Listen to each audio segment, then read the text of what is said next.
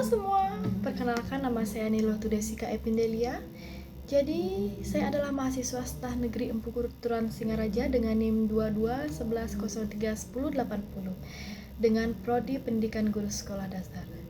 Saya di sini akan membuat video guna memenuhi UAS atau ulangan akhir semester mata kuliah Pengembangan Pendidikan IPS SD. Selamat menyaksikan. Dosen pengampu mata kuliah saya memberikan saya cerita tentang mengenal dan membangun desa kita. Jadi saya di sini akan menjawab 5 pertanyaan yang beliau berikan. Yang pertama, menjawab pertanyaan tentang 3 prinsip kurikulum merdeka yang terdapat dalam cerita mengenal dan membangun desa kita. Yang pertama ada gotong royong. Siswa bekerja sama dalam kelompok untuk membuat peta desa, melakukan observasi, dan menyusun laporan. Mereka juga melibatkan orang tua dan masyarakat dalam survei ini yang membiasakan siswa untuk melakukan gotong royong atau berkoordinasi dengan teman. Proyek ini mengajarkan pentingnya kolaborasi lintas individu dan kelompok untuk mencapai tujuan bersama. Yang kedua, bernalar kritis. Siswa dilatih untuk menganalisis informasi dari hasil wawancara observasi dan survei yang mereka lakukan. Mereka juga diminta untuk memahami data yang dikumpulkan seperti sejarah desa, sumber daya alam, dan pola usaha ekonomi masyarakat, sehingga dapat menggambarkan desa dengan tepat. Yang ketiga, kreatif. Siswa didorong untuk membuat peta desa yang menarik dan inovatif. Selain itu, mereka menghasilkan presentasi dengan media interaktif seperti poster, media digital, atau video pendek. Itu merupakan salah satu usaha guru untuk mengembangkan kreativitas siswa dalam mengembangkan ide-ide mereka. Yang kedua, saya akan menjelaskan atau menjawab pertanyaan tentang komponen-komponen yang terdapat dalam LKPD yang dirancang oleh guru. Nah, pada cerita itu terdapat tujuan pembelajaran, yaitu menjelaskan apa yang harus dipahami siswa, misalnya kondisi geografis, sejarah, dan sumber daya desa. Komponen yang kedua yaitu panduan langkah-langkah observasi, memberikan instruksi tentang cara melakukan observasi di desa. Yang ketiga, panduan wawancara, berisi panduan untuk bertanya kepada tokoh desa seperti kepala desa, petani, pengrajin, atau usaha-usaha lainnya.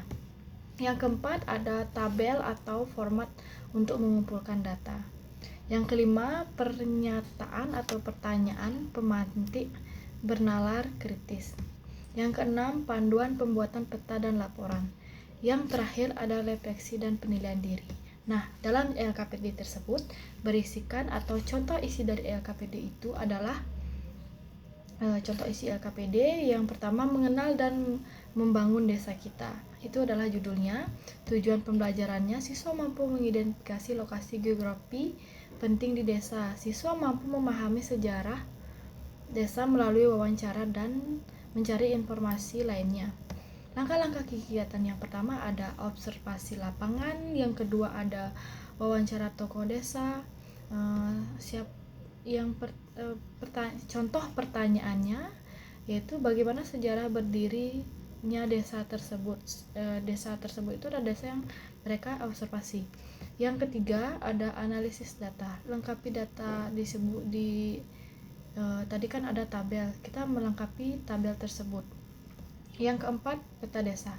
Siswa disuruh menggambar peta desa yang menandai lokasi penting seperti beri legenda untuk memudahkan pembaca memahami peta tersebut. Yang kelima ada laporan dan refleksi. Laporan dan refleksi ini memuat format. Yang pertama ada pendahuluan, hasil temuan, dan kesimpulan atau saran. Yang terakhir ada refleksi diri. Refleksi ini bisa dipertanyakan, membuahkan pertanyaan tentang apa yang Anda pelajari dari proyek ini, bagaimana Anda mengkontribusikan dari kelompok, itu dalam kelompok. Nah, itu tadi pertanyaan nomor 2. Yang pertanyaan nomor 3 tentang penggunaan teknologi digital dalam pembelajaran IPS SD. Bagaimana sih hal tersebut membantu guru mengingat atau meningkatkan kompetensi mereka? Nah, yang pertama, manfaat teknologi digital dalam pembelajaran IPS tersebut adalah akses informasi yang luas. Siswa dapat atau guru dapat memperkaya materi pembelajaran dengan sumber-sumber terkini yang dicari dari internet, dari Google dan lain-lain sebagainya. Yang kedua, meningkatkan interaksi dan kolaborasi. Guru dapat menggunakan fitur atau forum, polling, atau ruang diskusi untuk membangun keterlibatan siswa dan mendukung kolaborasi antara kelompok. Yang ketiga ada penggunaan media interaktif. Media interaktif ini dapat memicu atau membuat siswa itu menjadi semangat belajar atau ketertarikan mereka terhadap materi yang guru sampaikan akan menjadi meningkat karena mereka seorang guru membuat media interaktif untuk menjelaskan pembelajaran IPS tersebut yang dilakukan di ruang kelas. Yang keempat ada peningkatan literasi digital siswa. Siswa belajar menggunakan perangkat teknologi itu untuk mengumpulkan informasi-informasi yang positif agar mereka bisa menangkap manakah pembelajaran IPS yang baik atau manakah pembelajaran IPS yang dapat saya masukkan ke otak saya itu atau manakah media digital atau peningkatan literasi digital yang tidak harusnya saya tanggapi, karena literasi digital itu ada yang positif dan negatif. Kita harus seorang guru mengajarkan seorang siswa untuk belajar meliterasi digital dan membedakan mana yang positif dan mana yang negatif. Yang terakhir, bagaimana teknologi membantu guru meningkatkan kompetensi? Yang pertama, pengembangan profesional berkelanjutan pada guru, yaitu pada teknologi juga memungkinkan guru bergabung dalam komunitas profesional agar seorang guru tersebut bisa belajar lebih banyak tentang digital, media digital, atau mengikuti seminar dan lain-lainnya. Yang kedua, efisiensi perencanaan pembelajaran. Teknologi juga membantu untuk guru menghemat waktu dan mempersiapkan hingga mereka dapat fokus pada pengajaran. Yang terakhir ada inovasi pembelajaran berbasis digital. Guru yang aktif menggunakan teknologi cenderung lebih kreatif dan inovatif dalam mengembangkan pembelajaran berbasis proyek agar pembelajaran yang mereka sampaikan ke murid atau ke siswa dapat menjadi hal yang menarik bagi siswa, tidak membosankan dan tidak membuat siswa itu jenuh. Itu yang bisa saya sampaikan. Untuk pertanyaan selanjutnya yaitu tentang bagaimana sih pembelajaran IPS itu dapat mengajarkan nilai-nilai Pancasila kepada siswa. Yang pertama, nilai gotong royong pada sila ketiga diterapkan ketika siswa belajar kerjasama dalam kelompok untuk membuat peta desa, menyusun laporan, dan menyiapkan presentasi. Dalam proses ini, siswa saling membantu dan berbagi tanggung jawab. Itu termasuk contoh dan penerapan nilai Pancasila yang ketiga. Pertanyaan yang keempat saya akan menjawab pertanyaan tentang apakah perbedaan antara asesmen formatif dan sumatif dalam cerita ini. Bagaimana asesmen tersebut membantu guru mengevaluasi keberhasilan pembelajaran. Yang pertama ada asesmen formatif.